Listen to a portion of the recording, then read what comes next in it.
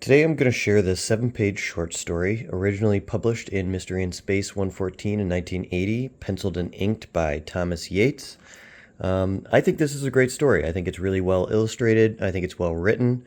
I think the concept is interesting, and it goes over the epitome of what a lot of people say they would do if they could go back in time, which is travel back and kill Hitler, and how it all goes awry. And in order to demonstrate that, I'm going to do a dramatic reading of these 7 pages. Thank you. We must try to imagine the scene, Mikol. Through Loman's eyes, the high-powered concussion rifle, the viewfinder with its digital readouts for distance, wind, velocity, and impact radius, and of course the target, gesturing eloquently as he exhorted the teeming crowd. Naturally, we can never really know how it actually happened. We only know that Loman succeeded. He traveled back through time over 100 years and assassinated Adolf Hitler at the Nuremberg rally in 1938, and thereby doomed us all to a lifetime of misery. Imagine the consternation and horror as the party chief saw the Führer lying beneath, sprawled, with his body blackened and lifeless, struck down in the eve of his greatest triumph.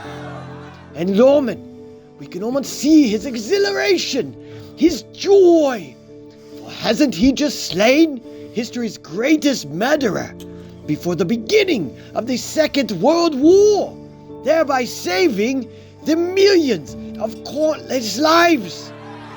But only now would Loman realize his terrible error as the shocked crowds were seeking the master's killer and see Loman exposed and startled.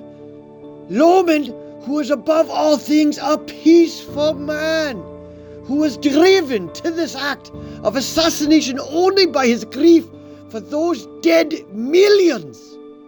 Loman, completely unable to use his laser rifle to defend himself, and who thus paid the ultimate price for his ideas.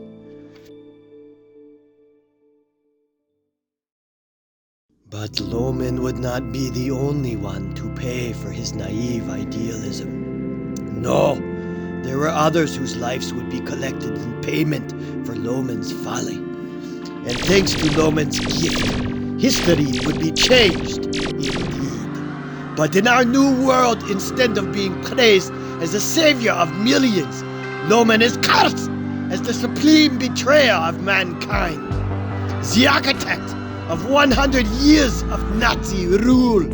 Can you see it, Mikol? Can you imagine it? Dear God, Professor, if what you've told me is true, then the world we know was created by one man and can be changed as easily by another. We could crush the Reich before it even began.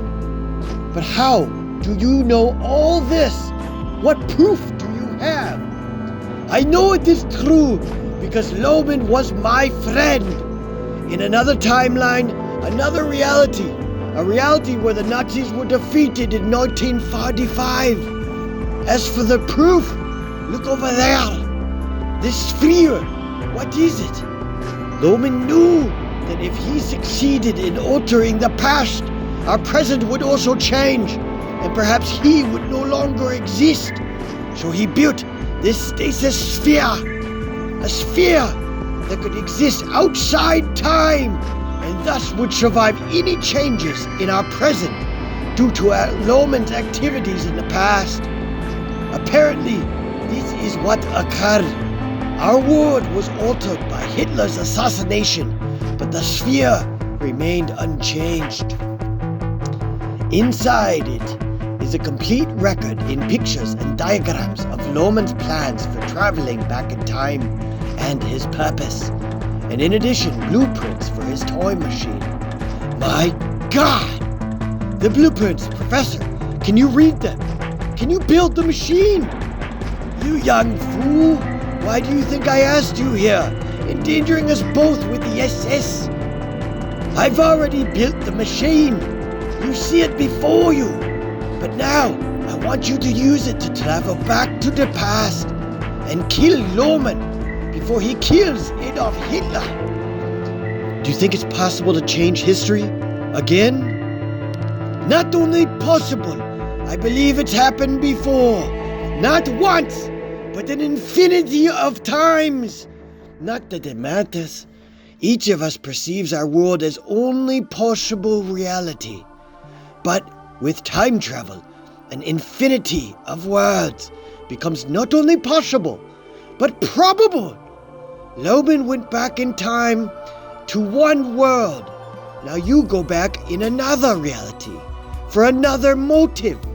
Perhaps someone else will go back from another reality and on and on. But it doesn't matter. What matters is we must try to change this past if we can. The alternative. Never mind, Professor. I understand. Do you? I imagine Lohmann thought that he understood too. And I wonder what horrors you may unleash upon another unsuspecting world. Yes, Otto, try to picture him if you can. A fool who thinks he can remake the future by changing the past. Imagine him standing behind the stage overlooking the rally, so full of his hopes and dreams. Kneeling and taking aim, with one laser burst, crushing the dream of the 1,000-year Reich. In his world, he succeeded. But we can change it, Otto. We can have our 1,000-year Reich.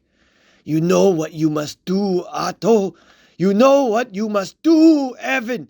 You know what you must do, Sergeant. You know what you must do. You know what you must do.